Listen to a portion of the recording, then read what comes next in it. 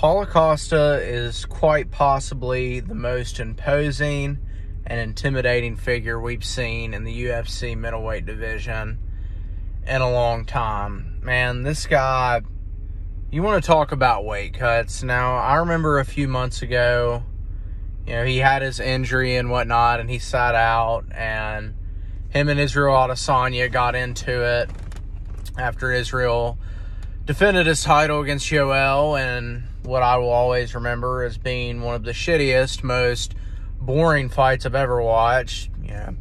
I had 200 on Yoel, and he went out there and didn't fight, but different story for a different video.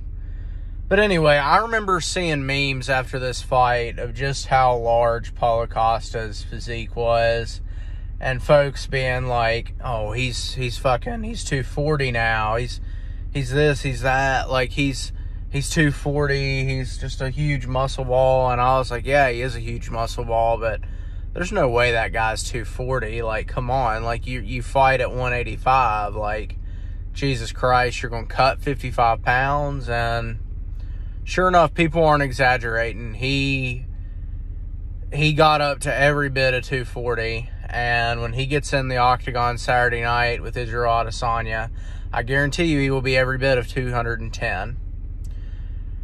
And this narrative kind of fits my prediction going into this fight.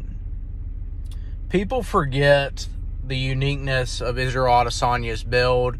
Yes, he is 6'4" and an extremely tall 185er, but he doesn't cut any weight, guys. Like, there was talk of him potentially going to welterweight, and he very well could, because that man walks at 185, 190, 195 at the most. And I think when they get in there, we're going to see a significant size advantage. And I know Israel is, a great kickboxer, a great counter striker. He knocked out the great Robert Whittaker. And with that being said, like, I'm not buying the fact that Israel's that much better than Paulo Costa. And let me explain to you what I mean by this. People look at Israel and, their go-to, argument for his great attributes is K1. If you don't know what K1 is, it's a big kickboxing organization. Israel was champ a couple times. Had a ridiculous record of 70-something-0. Or no, he wasn't undefeated. He lost a couple fights, but he has a lot of wins.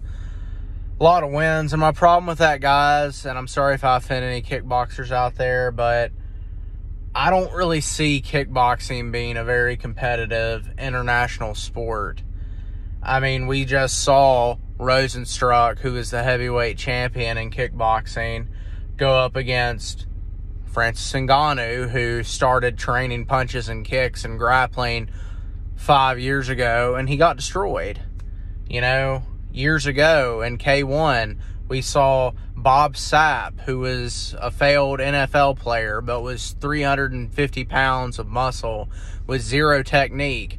He went into the Grand Prix and won the Kickboxing World Championship 3 times. A dude that, if kickboxing's a martial art, this dude's maybe a blue belt, maybe has the basic techniques, and he's in there throwing bombs and, wins the fucking title of the sport. So what does that say about the legitimacy? I think that Paulo Costa is explosive, freakishly athletic, humongous. I think he has a massive size advantage going into this fight. I mean, he defeated Yoel Romero, and in my opinion, the only reason Yoel didn't take the strap off Israel Adesanya is because he just didn't come forward. And I think Paulo's going to come forward. He's going to pressure him into the fence like he did against Uriah Hall. He's going to dig to the body. He's going to wear Israel Adesanya out. I have him taking the first 2 rounds. I have Izzy making third-round adjustments. But ultimately, I don't see it being enough. I see him wearing Israel Adesanya out. And I'm going to say Paulo Costa, 5th round finish, TKO. Let me know what you guys think.